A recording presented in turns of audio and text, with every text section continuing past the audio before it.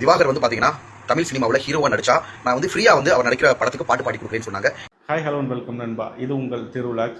இன்னைக்கு நம்ம என்ன பார்க்க போறோம்னு பார்த்தீங்கன்னா, வாட்டர்மெலனுக்கு ஆதரவாக களமிறங்கிய சிங்கர் சுஜித்ரா அவர்கள். பாடகி சுஜித்ரா மேடம் வந்து பாத்தீங்கன்னா அவங்க அஃபீஷியல் ஐடியில் ஒரு ஸ்டேட்மெண்ட் கொடுத்துருக்காங்க. அதை பற்றி நம்ம இன்னைக்கு பார்க்க போகிறோம். வீடியோக்குள்ள போகிறதுக்கு முன்னாடி மறக்காம நம்ம சேனலை சப்ஸ்கிரைப் பண்ணிடுங்க, லைக் பண்ணிடுங்க, தொடர்ந்து நம்மளோட இணைந்தர்கள்.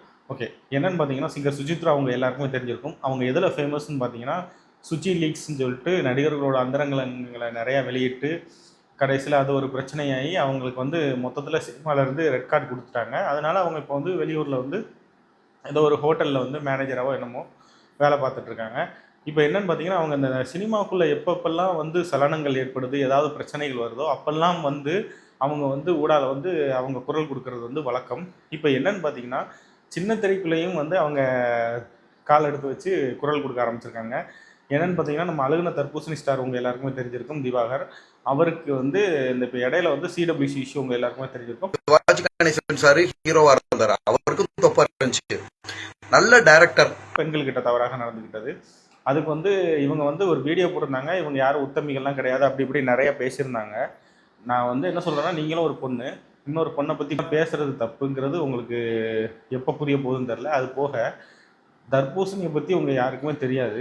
தர்பூசணி வந்து எவ்வளோ பெரிய எல்லார்கிட்டையுமே ஒரு மாதிரி வல்கராக பிஹேவ் பண்ணது, இந்த விதம் எல்லாமே அவர் வெளியில் சொல்லவே கிடையாது. பொம்பளை பொறுக்கி அப்படிங்கிறது எல்லாத்தையும் நம்ம சேனல் நிறைய வீடியோஸ் வந்து நிறைய சேனல்ஸில் வந்து போட்டுக்கிட்டு இருக்காங்க. அது எல்லாத்தையும் முதல்ல போய் பாருங்கள் மிஸ்டர் சுஜித்ரா. நீங்கள் பார்க்காம அவருக்கு சப்போர்ட் பண்ணிட்டு இருக்கீங்க.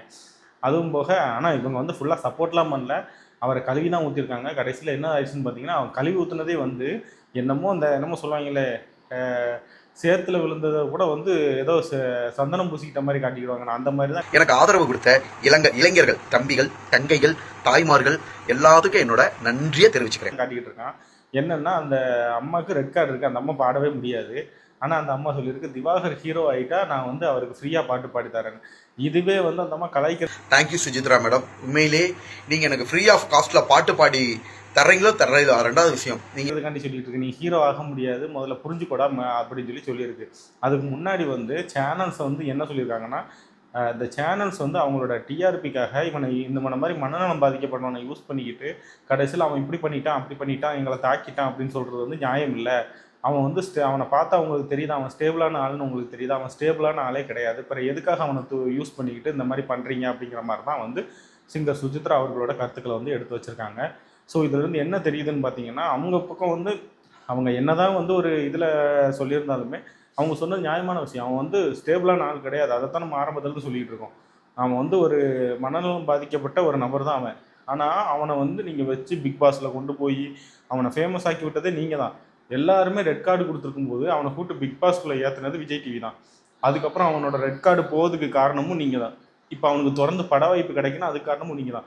ரெட் கார்டு கொடுத்த ஒருத்தனை திரும்ப நீங்கள் பட வாய்ப்புக்காண்டி உள்ளே ஏற்றி விட்டது நீங்கள் தான். அப்போ யார் காரணம்? நீங்கள் தான் காரணம். விஜய் டிவி தான் காரணம் இது எல்லாத்துக்கும். இல்லாமல் நம்ம போயிட்டு வந்துட்டு யாரே ஒரு ஆளை சொல்ல முடியாது. சினிமாவில் வந்து அவனுக்கு சின்ன சின்ன ரோல்ஸ் ஒரு 5 நிமிஷம் 10 நிமிஷம் ரோல்ஸ் கொடுக்குறாங்க. ஆனால் நீங்கள் வந்து பிக் பாஸுங்கிற ஒரு கிட்டத்தட்ட 100 நாள் 150 நாள் ஷோவில் வந்து அவனை உள்ளே வச்சுருந்துருக்கீங்க. அவனை பாப்புலர் ஆக்கி விட்டுருக்கீங்க. அவன் அதுக்கு முன்னாடியே பாப்புலர்னு சொன்னாலும் அவனோட கிறுக்குத்தனத்தை பார்த்தாங்களே ஒழிய மக்கள் யாரும் வந்து அவனை ஒரு ஆக்டராக ஏற்றுக்கிடலை. அவனே ஆக்டரு, குட்டி சிவாஜி அப்படி இப்படி நிறையா சொல்லிக்கிட்டாலுமே மக்கள் ஏற்றுக்கிடலை. ஆனால் இப்போது நீங்கள் வந்து அவனை வந்து இவ்வளோ தூரத்துக்கு ஒரு மிகப்பெரிய ஒரு பிளாட்ஃபார்மில் கொண்டு வந்து உட்கார வச்சு இப்போ அவனை வந்து ஒரு ஆளாக மாற்றி வச்சுட்டீங்க. நீங்கள் இனிமேல் என்ன செய்கிறது நீங்களே சொல்லுங்கள்.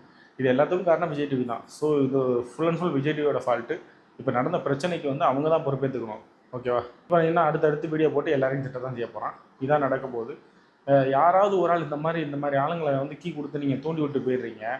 அவன் வந்து பேசுகிறது இதெல்லாம் இண்டஸ்ட்ரியில் எத்தனை பேரை கேவலமாக பேசுகிறான் தெரியுமா உங்களுக்கு?